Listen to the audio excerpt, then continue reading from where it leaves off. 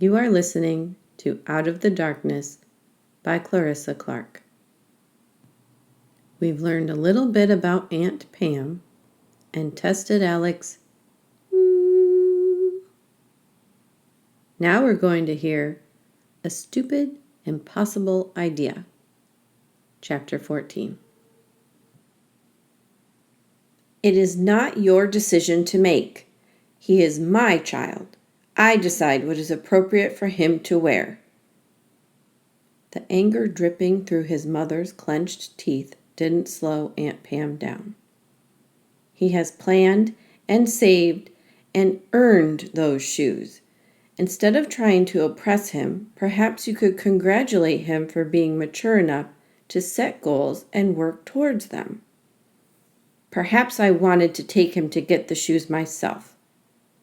His mother's whole body was rigid, but Aunt Pam softened immediately.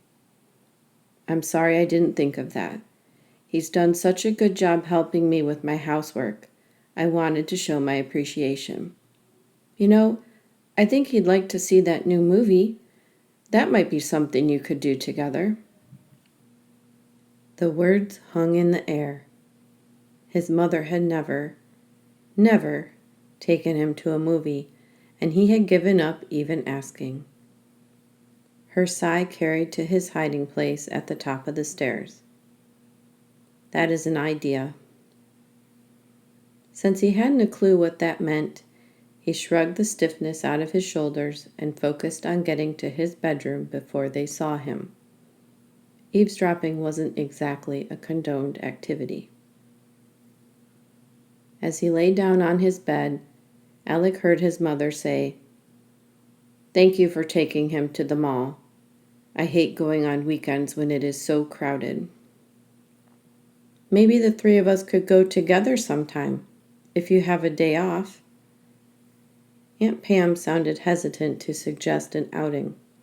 As far as Alec knew, the two of them had never done anything together. "We have not gone school shopping yet.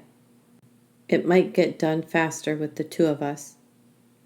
"Great! Just let me know what day you have in mind." Alec almost pinched himself. "Well, I probably won't have as much fun, but that's progress for them, right?" "Yes," his spirit agreed. He kept looking at his feet, or rather, at the tennis shoes on his feet. If he was totally honest, he'd admit that he hadn't wanted to take the shoes off for fear his mother would throw them away. Now, though, it seemed safe enough. He put them in his closet, remembering the lime green book as he did so.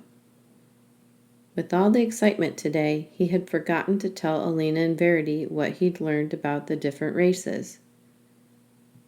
Part of him hoped the girls would want to find the pendant pieces. The other part of him didn't want to mention it at all, afraid they'd tell him it was a stupid, impossible idea. He should have known that the girls would never call his idea stupid. He should have known that to them, nothing was impossible. He should have known that they had already begun planning the best way to bring the pendant home. That was A Stupid, Impossible Idea. Chapter 14 from Out of the Darkness by Clarissa Clarke. Next up, Neither Sidetracked nor Discouraged. Chapter 15.